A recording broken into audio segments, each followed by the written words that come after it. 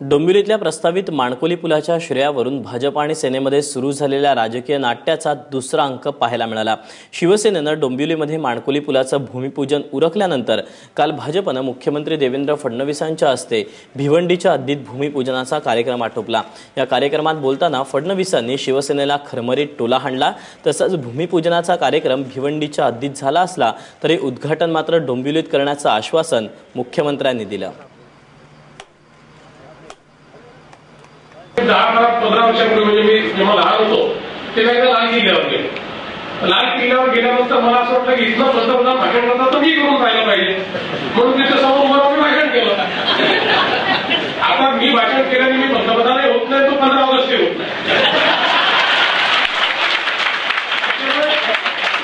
हा कार्यक्रम अधिकृत आहे, शिंदे साहेब आहे, तुम्ही आहे, रवी चव्हाण आहे, सगळे लोक इथे आहेत, त्यामुळे त्याचं फार काळजी करत कारण नाही। पण एक गोष्ट निश्चित आहे की तिकडच्या लोकांचा उत्साह हा महत्वाचा आहेच। त्यांनी देखील संघर्ष सगळ्या म्हणजे डोंबिवलीकरांनी रवी माझ्या काळात म्हणत होता की जरा काही डोंबिवलीचा विचार करा। त्यामुळे आता आपण असा निर्णय करू की भूमिपूजन इकडे उद्घाटन